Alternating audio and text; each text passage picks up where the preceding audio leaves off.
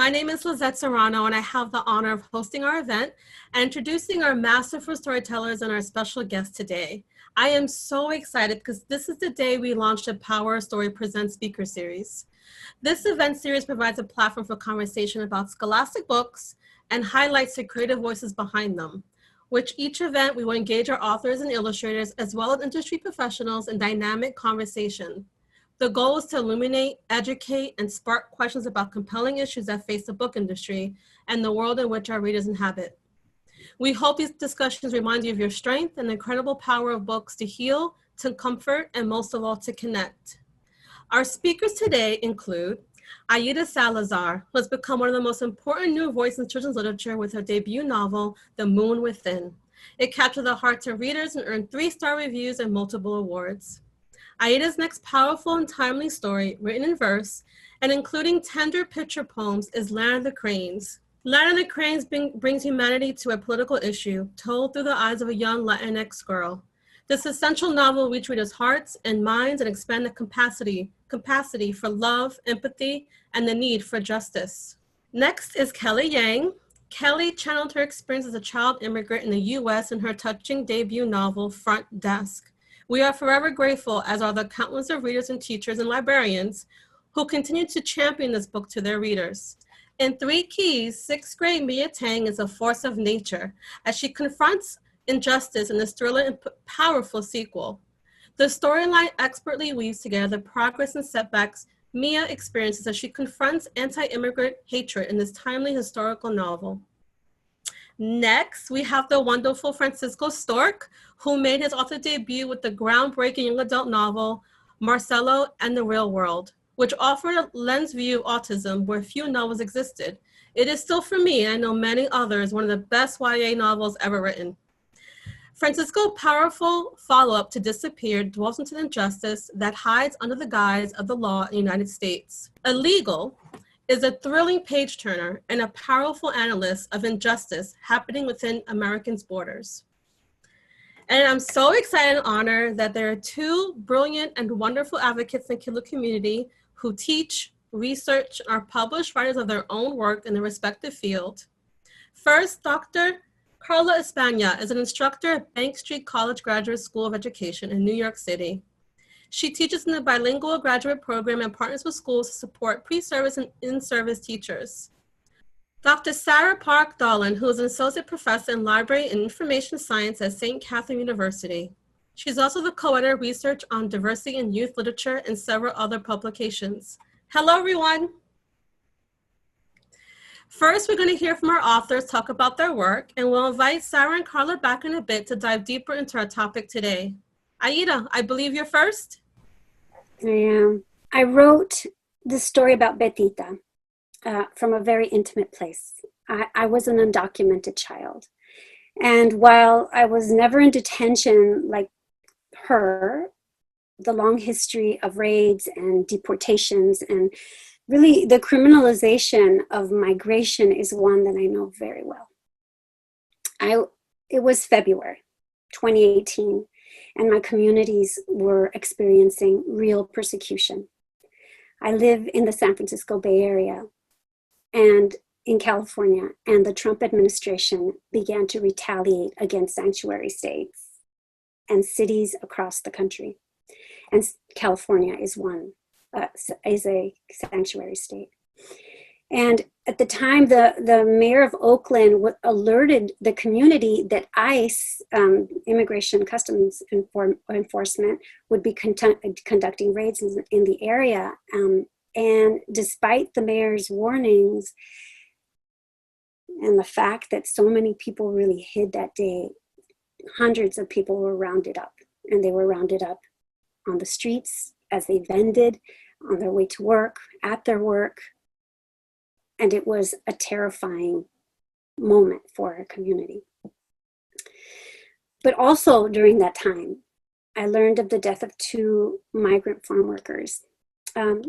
They were a husband and wife who were on their way to work. They had just dropped off their daughter at high school, their eldest of 6, and they were followed and chased by ICE. The couple fled and died in the car crash as a result of the chase. Of course, leaving behind 6 US citizen orphans. So this, of course, is for what?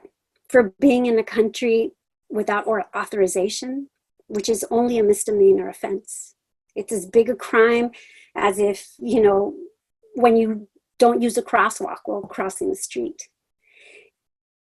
And so my life and my study, my understanding of this issue made these stories have a very deeper meaning for me.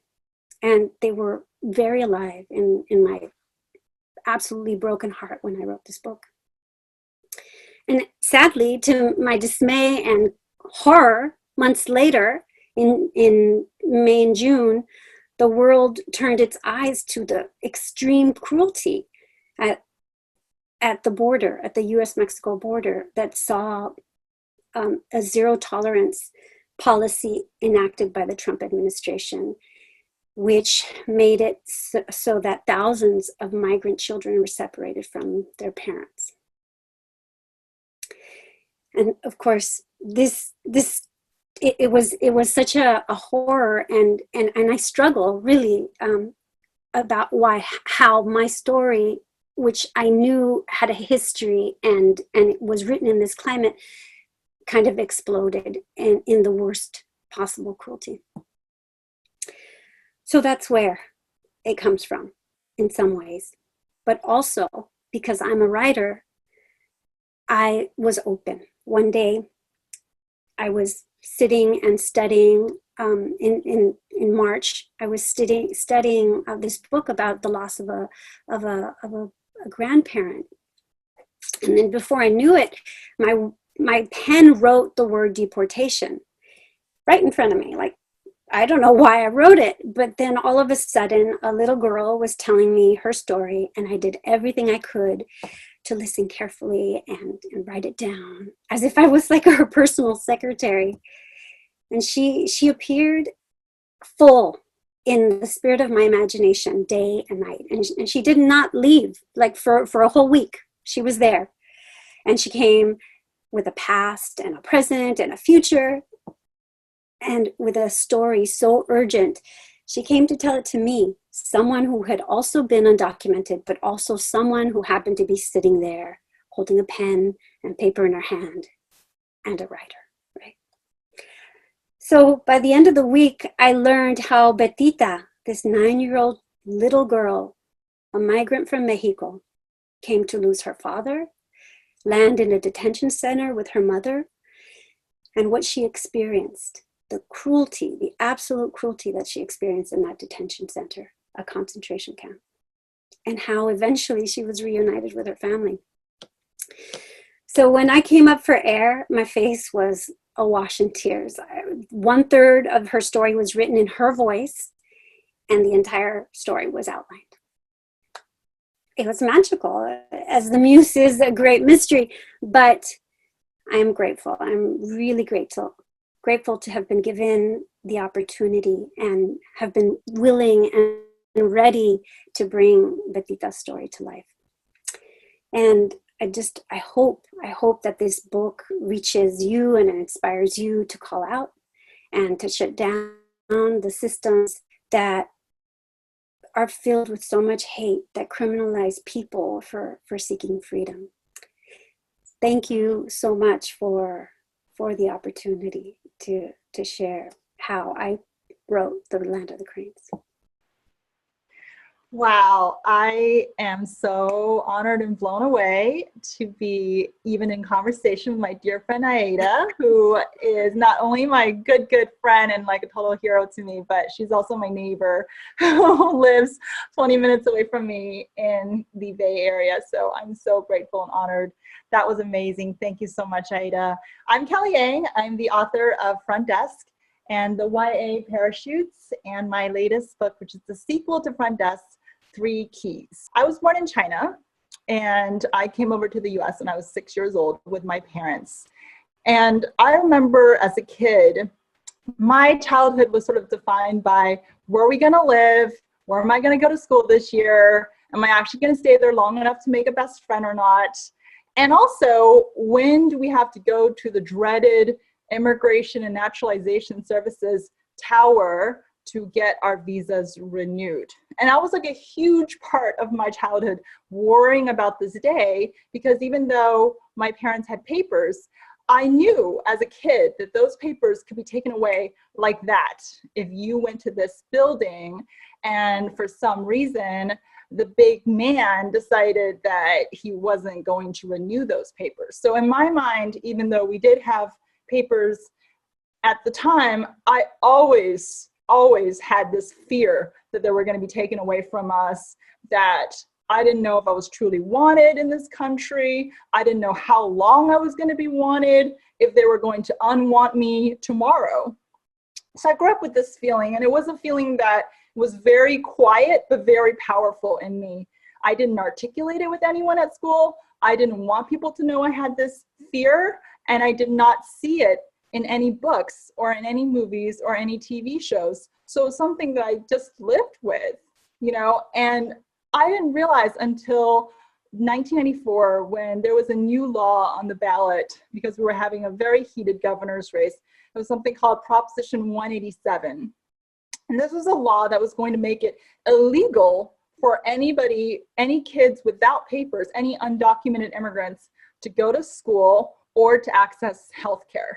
And that's when this fear that I've been quietly carrying with me kind of exploded. And I saw it everywhere in my school. Suddenly, people were talking about it. The other kids were talking about it. You know, we would huddle in the backs of the classroom and just whisper amongst ourselves, like, oh my God, if this thing passes, we're all going to be like, maybe some of us are going to be kicked out. Maybe the next wave is going to be immigrants with papers. Who knows? Like, we were talking about these issues, which was a good thing, but was also made it so clear that this fear, you know, it transcended race, it transcended gender, it transcended, you know, all these things. And it was something that we held on to as immigrants and as people of color.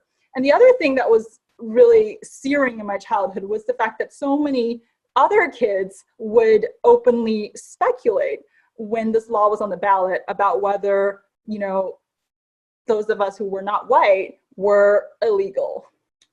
And they would talk about it and they would use this term.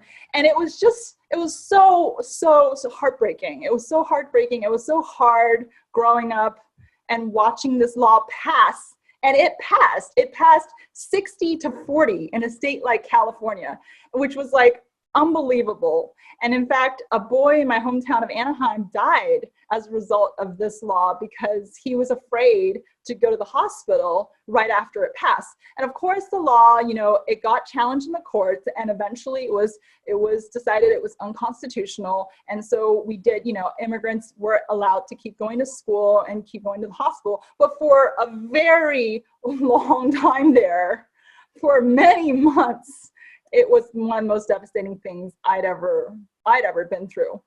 So I knew that when Trump was going up for election and some of the stuff that Aida was saying happened again, you know, not just in California, but all over the nation, I wanted to write about it. I wanted to take all of those memories of what it was like to be a kid trying to navigate this and put it into a story that was going to resonate with so many kids, was going to make a lot of kids feel like they weren't alone in feeling this way and struggling with it and in doing something about it. 3 Keys is about Mia finding her voice. She's found her voice and now she's going to use it to try to change voters' minds, to stand up for her friend, Lupe, who it's revealed that she's undocumented, and she's going to try to stand up for what's right and make a difference in her community, even though she's only 11 and she's only, you know, she is just a beginner of learning English. She's still an English learner. She's still, you know, struggling with a lot of identity issues herself. Sometimes she feels she's not American enough. Sometimes she feels she's not Chinese enough. Sometimes she feels if she's too much of one thing, she can't be the other thing. And it's also a lot about friendship. You know, Mia's never had a best friend before. And finally, she has finally gotten a best friend. And she needs to understand what that means and the 3 keys to friendship and the 3 keys to allyship. You know, what does that mean? Because when something like this happens to one of us, it happens to all of us and it impacts all of us. You know, whether or not you have papers, whether or not you have immigrated to this country, or your parents immigrated to this country, or your grandparents immigrated to this country, the way they treat people in this country affects all of us. It affects the American dream. Who gets to have it? You know, who has to just sit by the sidelines and watch while everybody else goes and grabs it, you know? So those are the things that I wanted to put into my novel. I wanted to give kids something fun and exciting to read. So Three Keys is a page turner. It's suspenseful. It's a really fast book in the way it moves. But I wanted most of all to capture the memories and the emotions that defined my childhood. Thanks. I was born in Mexico, and my mother was a single mother, and Charlie Stork was traveling through Mexico when I was 6 years old, and he married my mother and adopted me. And he decided to bring us to the United States, you know. So my first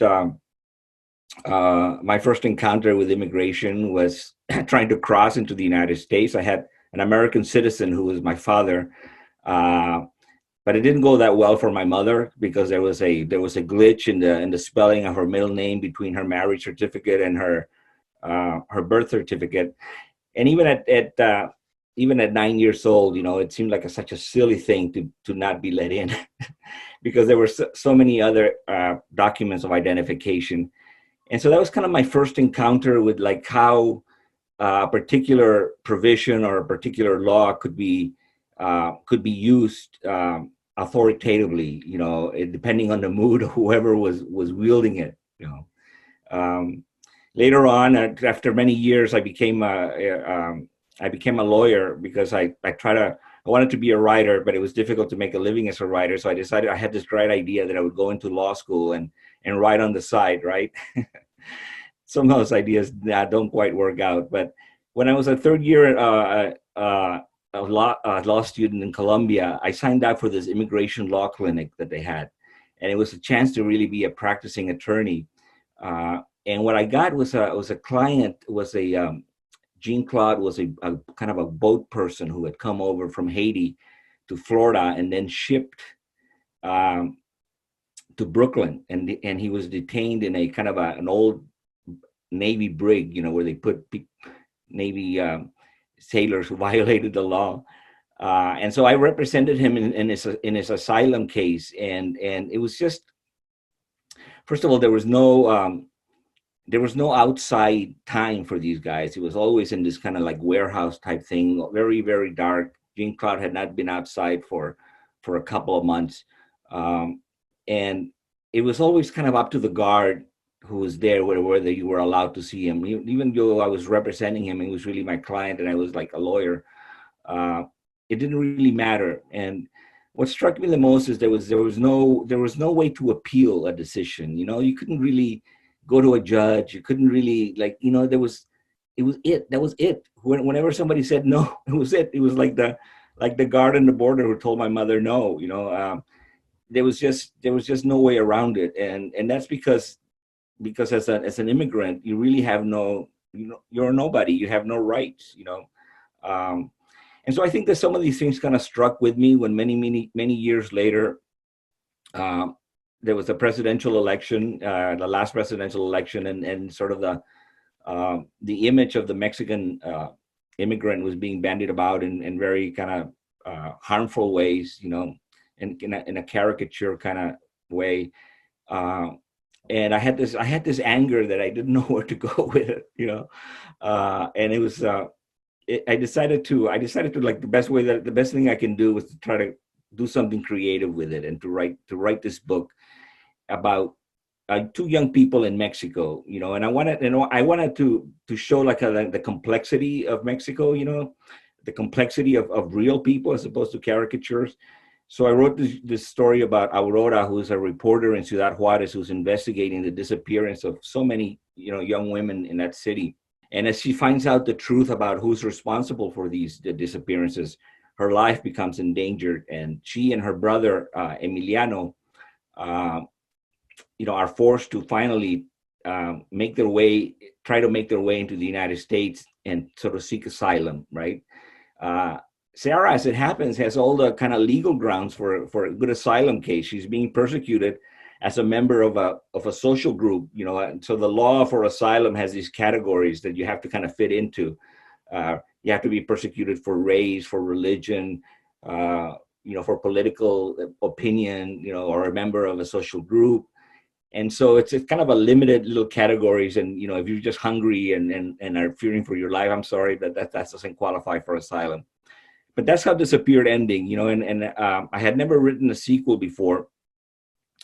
And about 4 months after Disappeared was done, I was working on another book, and these characters just kept kind of, like Aida says, just kind of keep asking for more. I want you to tell more about me, you know. So I wrote about Sarah and Emiliano and what happens to them when they cross into the United States. And you know, Sarah naively thinks she has a very good legal case for asylum, so she turns herself over, hoping that she will then be granted a bond, you know, and be free to travel in the United States while her asylum petition is pending. But no, times are a little bit different now, you know. So she is detained, and eventually some of the things that some of the evil that she encountered in Mexico makes its way over into the United States, no longer by Mexicans, you know, but now it's the United States who I write about, and the possible areas of corruption and so forth. So it's kind of like a mirror, you know. It Disappeared is Mexico, the United States, illegal is the United States, and the webs that tie the two countries, right? A lot of them webs of evil, you know, like they make the drugs, but we buy them. We make the guns, but they buy. So there's this kind of interconnection between Mexico and the United States that I wanted to write about. And I had just finished writing a book about a young girl. Before I wrote Disappeared, I wrote about a young girl who suffers from depression. It was a very introspective book. So I wanted to write like a fast-paced action suspenseful book. And so I joined these two, you know, the idea of creating a thriller, but also putting it in the context of a very, very real social situation. So anyway, I'm glad to be here, and I thank you very much for thinking of me. Thank you. I'm so moved by each of your stories and how you channeled all of that growing up, your fear, frustration, and courage onto the page. So many people need to know these stories and more to make up who we are in this world. So thank you so much for that.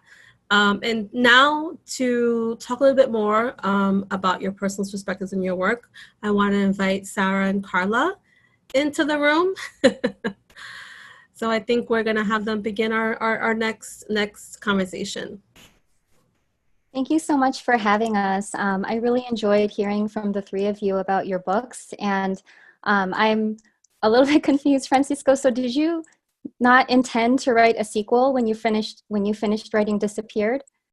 Yes, I thought I had left Emiliano and Sarah in a good place. Oh my goodness. Okay. Turns out that it wasn't so good. So yes, then I just had to write a sequel. And I'm really glad you did. Okay. Just by way of introduction, I'm also part of an immigrant family. My parents arrived in the 1970s, and I grew up in California, just minutes from where Front Desk and Three Keys takes place, actually. So I remember being a child when Pete Wilson was governor and when Proposition 187 happened. So all these books and this topic mean a lot to me too. Carla, would you like to introduce yourself? Same here. Yeah. I'm also super thankful to be a part of this conversation, and these books for me have touched me on so many different levels. And just on the personal level, I came here from Chile when I was 5 years old, and I came to New York to be reunited with my dad.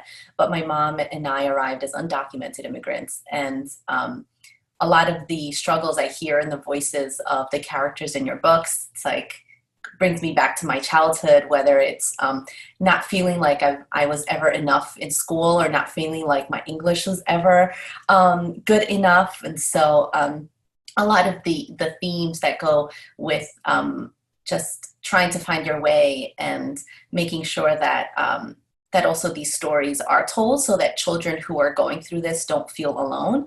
for me also as a teacher educator and teacher that I've worked with middle grade students, it just makes me feel like, gives me a lot of hope that we have more stories that we can share with the children as well. Yeah, for sure, for sure. So yeah, let's get to talking about the stories. Let's just dive right in and talk about racism and immigration, because those two things intertwined make up sort of the heart of your stories, right? And racism has been the backbone of so many immigration policies throughout the history of the United States. So could each of you talk a little bit about more precisely how the racist immigration policies informed your writing? You know, I think that racism is basically it's having a wrong illusory image of a real person. You know, so you have something in your mind that you think that this person is like, and it turns out that, you know, it's not based on reality. And so for me, I think that writing is kind of is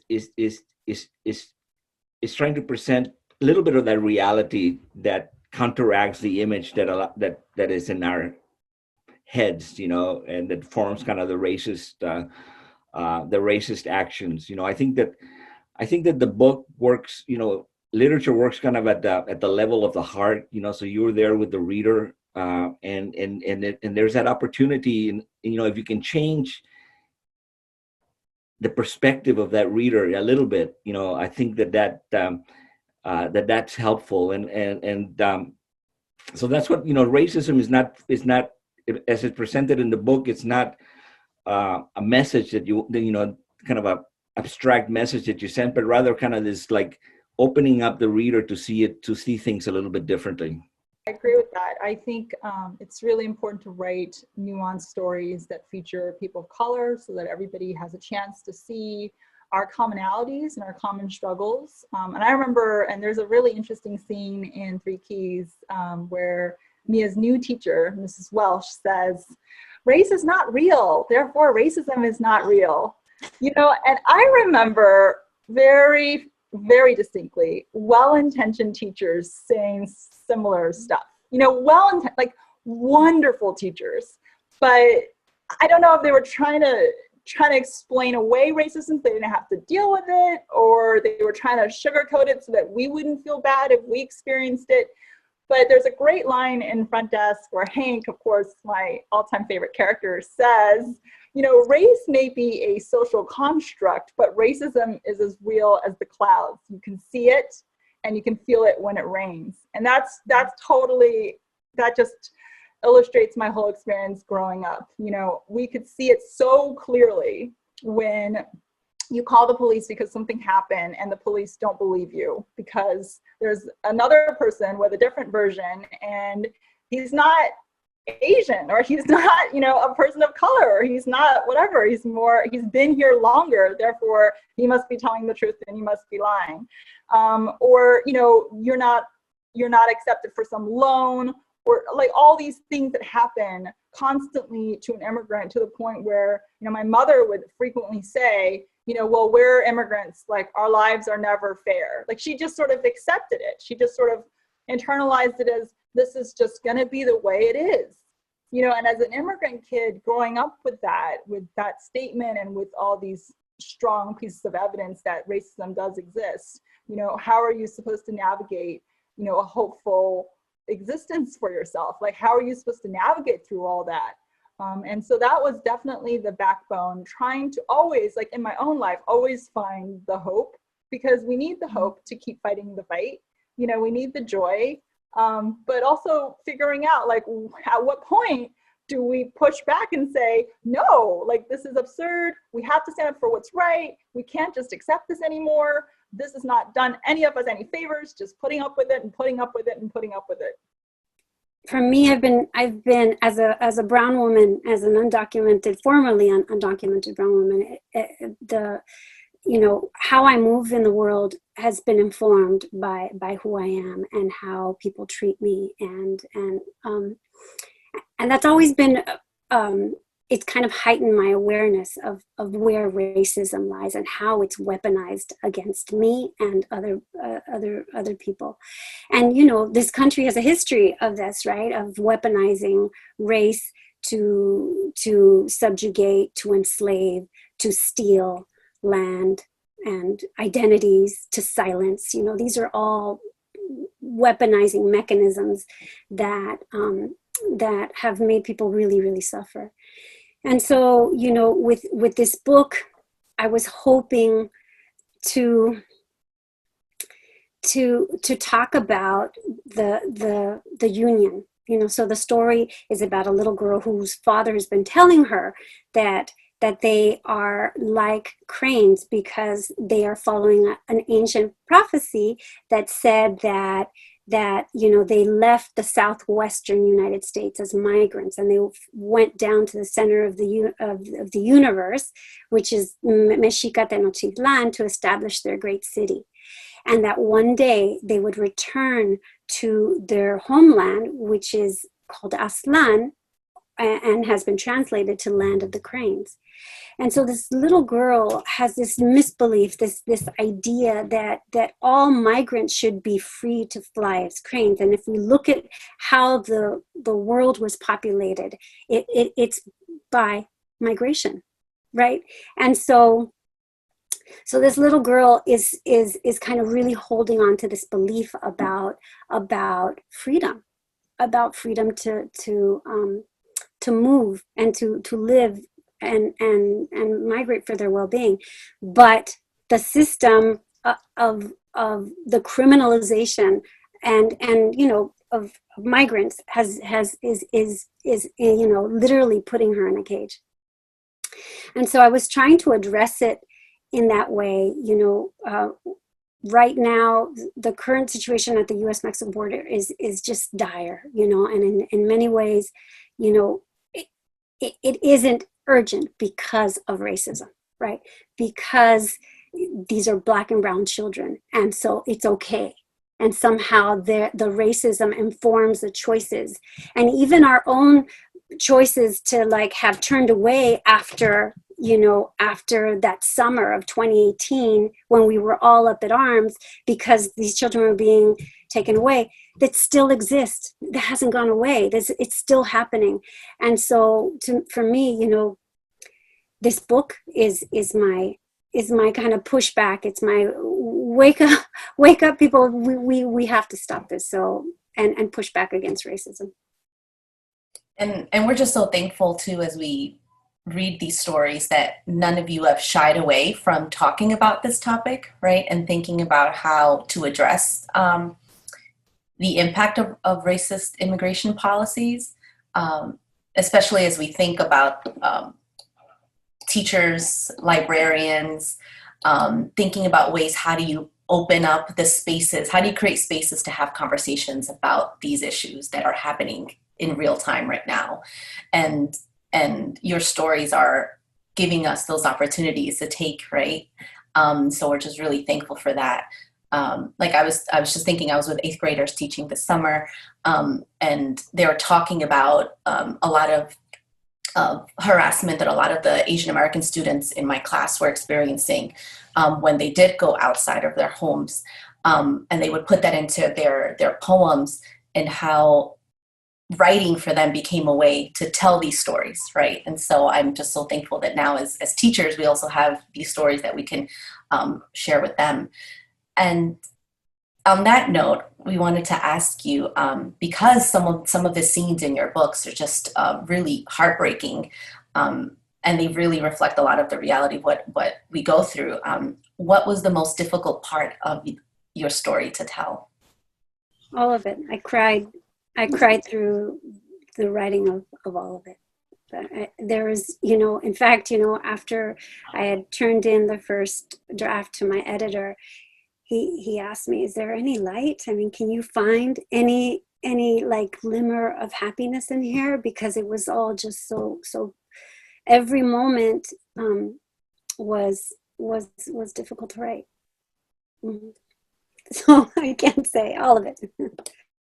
For me, yeah. And then those moments are so important, you know, the moments of joy. They were hard to write, but they were so great to write. Like, you know, in the middle of, you know, Mia's, you know, journey with Lupe and this horrible struggle trying to change the minds of so many voters. And also Lupe's own father's, you know, status was on the line because he was picked up by ICE, or ICE at the time.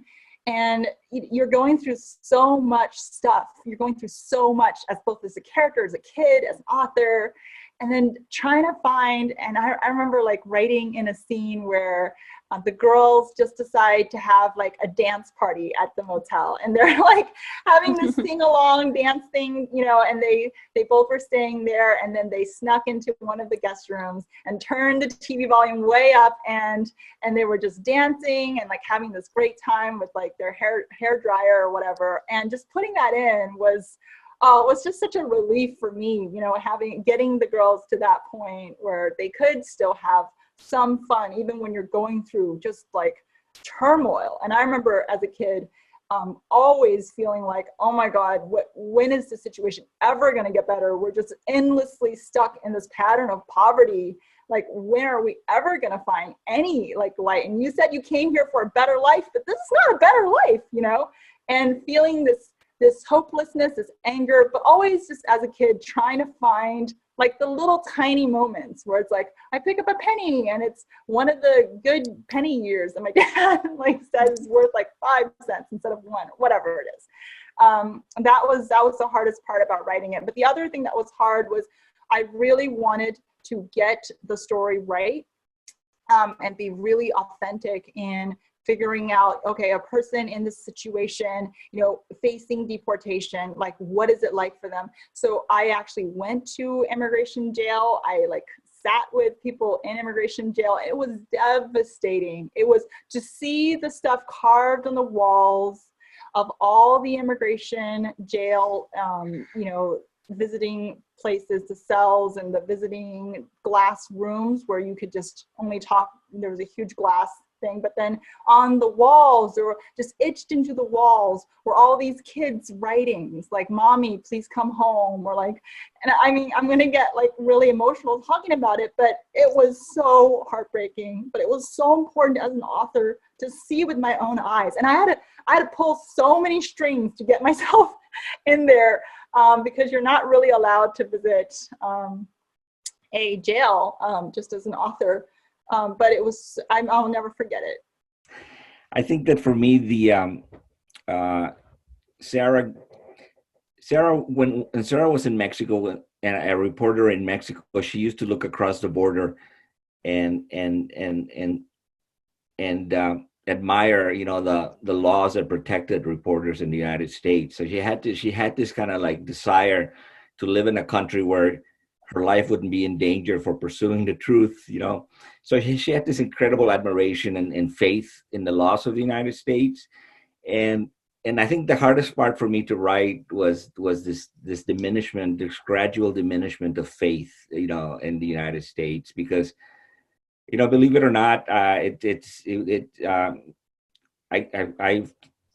go through it, you know. I was thinking, you know, I was 64 years old, or 65. I'm 67 now, but it's I've always had this great faith, you know, that for all its flaws, the United States still had the best system of justice. You know, you had the right to a jury of your own peers, and right to counsel, and you know, and so to kind of put myself in a situation where I was just like a little piece of paper, a petition in somebody's desk in a very long, very, very big stack that may never get to it. And when they get to it, they may just kind of like, you know, throw it away. And to see this hope being the response to my hope being kind of, you're a criminal, you know. I think that was kind of the hardest part, you know. And Sarah and I shared a little bit of that. Thank you so much for sharing that. And it also makes me think a lot about how we get to hear that from and read that from the different characters in the story. And you each tell it in different ways. So whether we hear it from alternating viewpoints on what's happening through Sarah and Emiliano in your book, Francisco, or through a novel in verse written in that kind of way from Aida's Land of the Cranes, or in first person too, in the Three Keys, and to see everything from Mia, but also how Mia relates to in Mia's friendships with Lupe, and we get to hear from Lupe's experiences as well as Jason, and we learn so much about the different characters. Hank, I love Hank too. Oh my goodness. Thank you for that character too. How did you, or better yet, why did you feel that realistic fiction for all of you was the right genre to then tell this story, even though you did it in your own different ways? I can answer that one real quick. For me, it's the only thing I know how to do. So it's the only thing that comes out more or less right. So I had no choice. I wish I could write poetry like Aida or fantasy or something, but realistic fiction, I mean, you're trying to get at the truth, and you also want to get the facts straight, like Kelly said. And so you have to be authentic, and you have to do your research, and you have to so I think that's really like the only way to do it is to be, is to realistic fiction. I think it's because I've always written realistic fiction. It's like what, Francisco said, I just don't really know how to write anything else. But the other thing is sometimes when I'm reading fantasy, I remember as a kid just thinking like, wow, this villain in this fantasy is so scary. But there's really scary things in real life too. And why isn't anyone talking about them?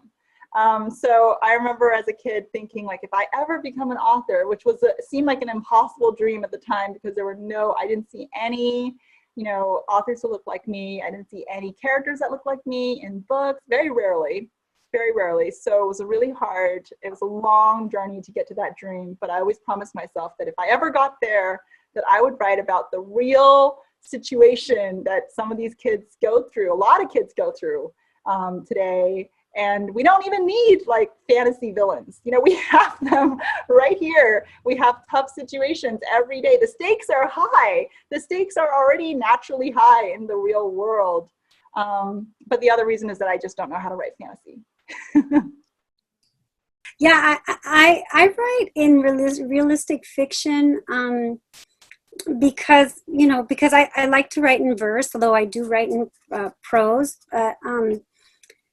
But I feel like with poetry, I've always had a relationship with poetry that is I think Francisco said it's an approximation to the human heart, right? I think there's this poet, Billy Collins, who says that poetry is the history of the human heart, and I feel like with the both books that I've written, but with Land of the Cranes, I guess both of them, you get into like the person's heart. You get into that very close first person, and I really enjoy that space. And there's a truth about that, a universal truth about that I think transcends even genres. And I have to say that I cheated a little bit because.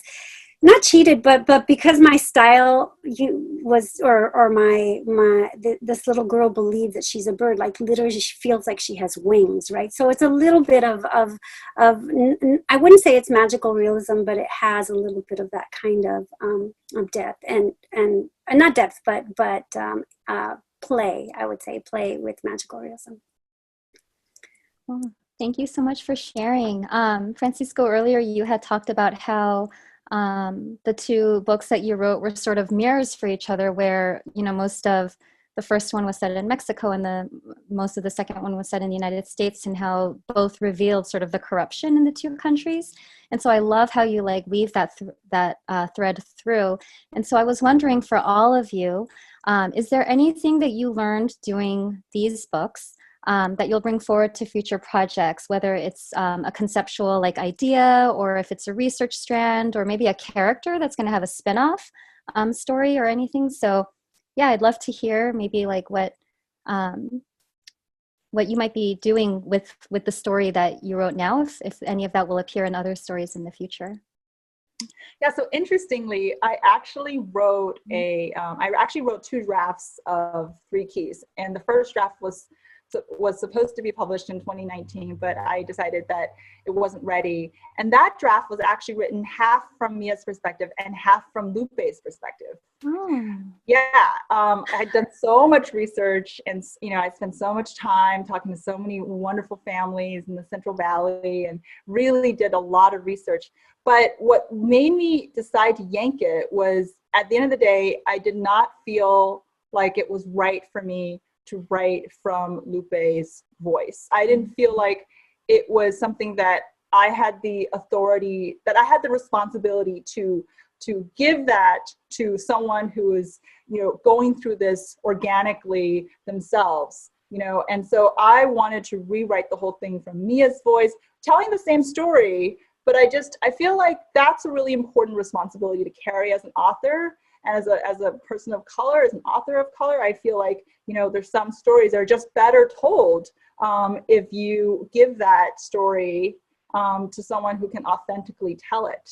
I can authentically tell Mia's story, and I love doing that, but it was a decision that I made, and it was a hard decision because the whole thing was written, it was ready to go, it was supposed to be out in 2019. But at the end of the day, I just felt like it was the right thing to do, to rewrite it.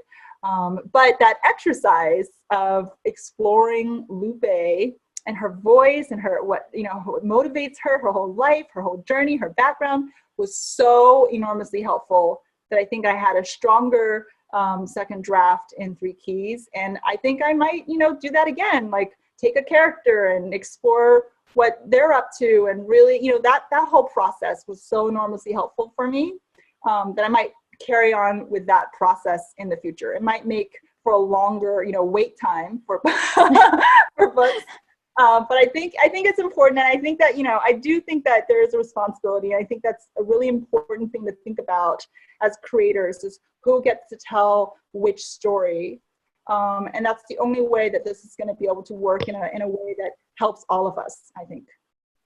I mean, from the point of view of craft, I think that the, writing in this kind of the thriller genre, is very difficult because you have to, there's so many loose ends that you have to tie, and there's a little hint here that you have to kind of let it blossom over here, and then you have to make sure that so in many ways I felt like I was being a lawyer again writing these books. Usually my books are kind of intuitive, and they kind of flow from one chapter. I don't know what the next chapter is going to be, and I wait and I kind of follow this thing.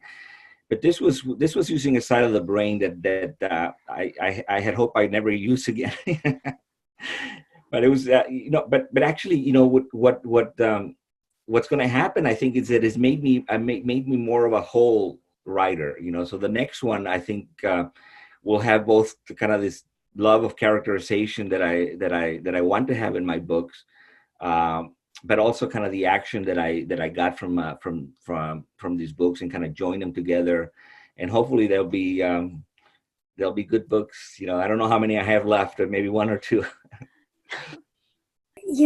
This book is kind of like its own thing, so to me, and because I really enjoy writing in verse, I'm challenging myself now to write in prose. So if nothing else, I'm kind of taking a detour and giving the intimacy a little bit of break, but I'm hoping to bring some of that poetry into my prose. So So talking more about research and activism. So research, for us academics, we often say that research is our form of activism, one of our forms of activism. And you have also expressed that writing for you feels like a form of activism. And you probably similarly feel just intense emotional and psychological burden in doing that.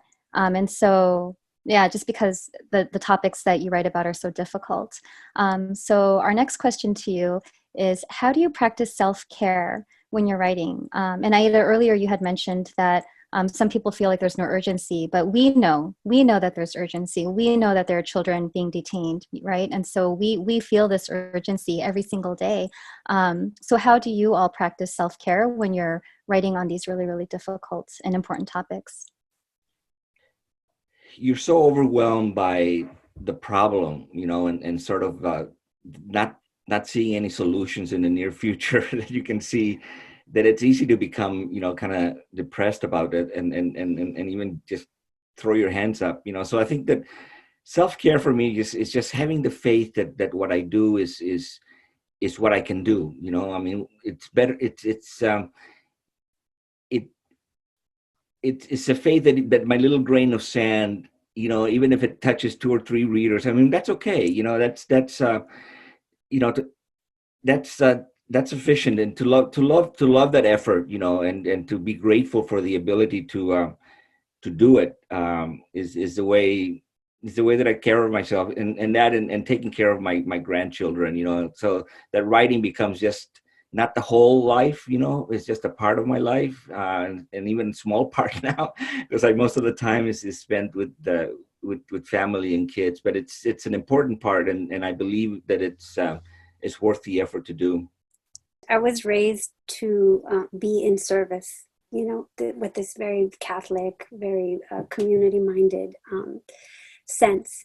And so in many ways, these ideas of self-care kind of are new to me. Like it's like it's not part of my consciousness because I'm constantly giving.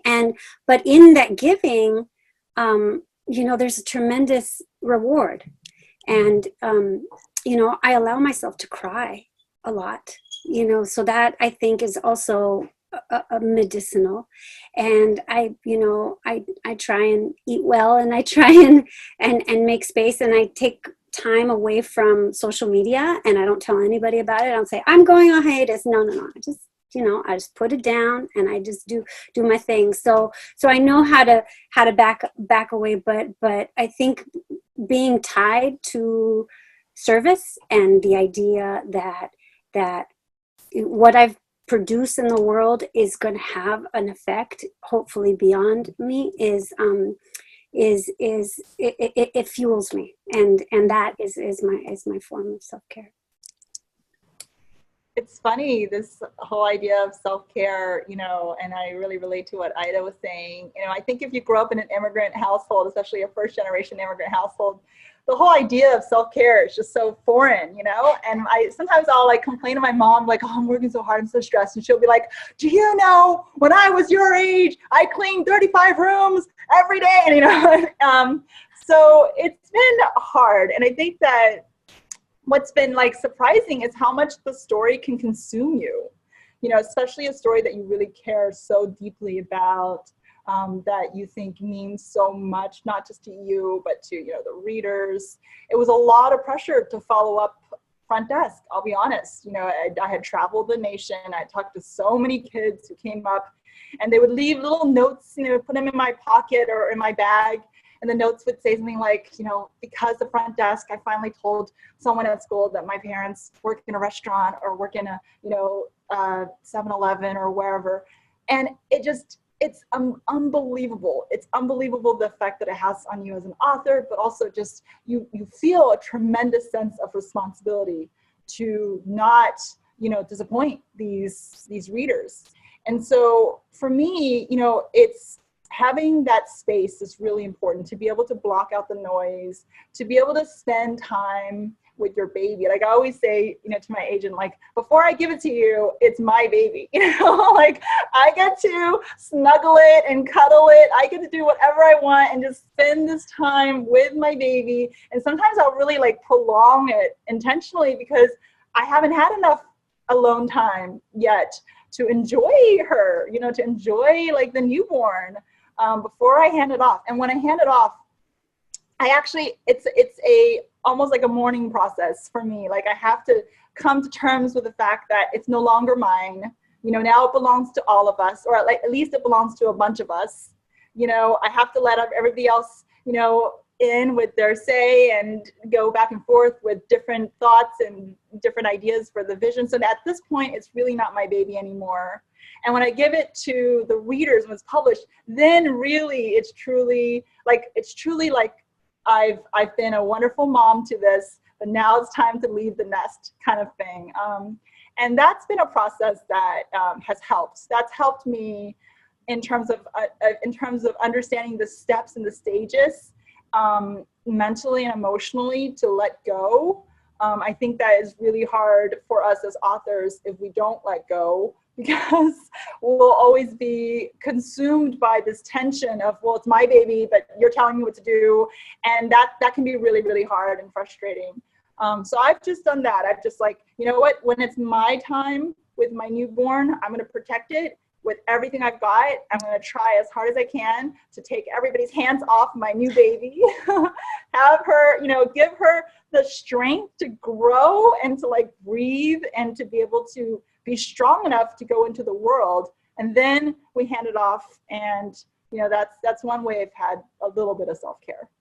And I think a great follow-up to that, I'm thinking about the teachers, librarians, other writers who are also watching this and read your stories. And what would you say to all of us who we might be feeling this activism burnout?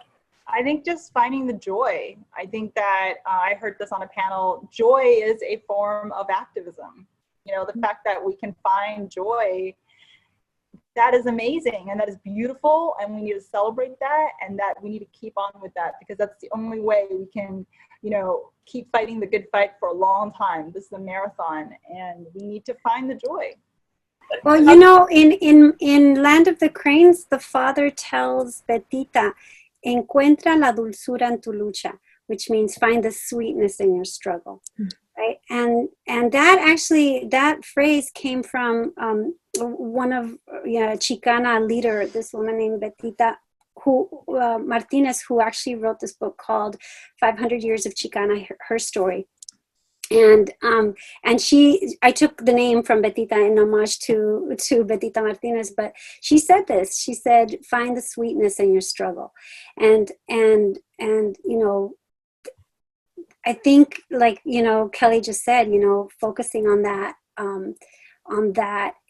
is paramount, you know, because, and that's going to fuel your continued progress and continued, you know, raging against the machine. So,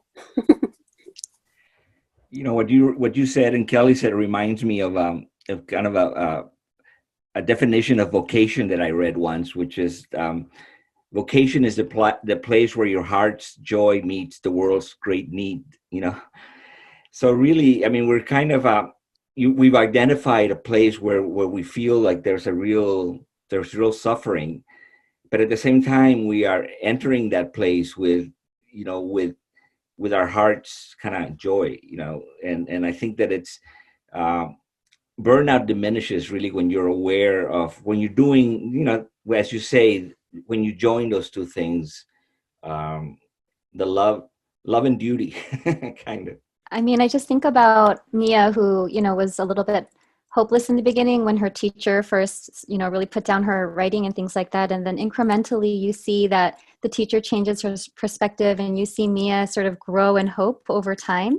And then she takes these opportunities offered to her to learn how to write, you know, the way that Ms. Walsh expects her to write. And so, yeah, just like finding the joy, the silver linings, and the opportunities along the way to do things. So, well, this has been really, really wonderful. Thank you so much for this conversation and everything that you're doing on behalf of children. Well, thank you all so much for your work. I hope everyone watching is feeling informed, feeling hopeful, but most of all, empowered to act. Either reading these books or talking about these topics with friends, family, readers. You can follow updates on our website for future events and a list of resources from our speakers today. Thank you for being here today. Thank you all for sharing your stories.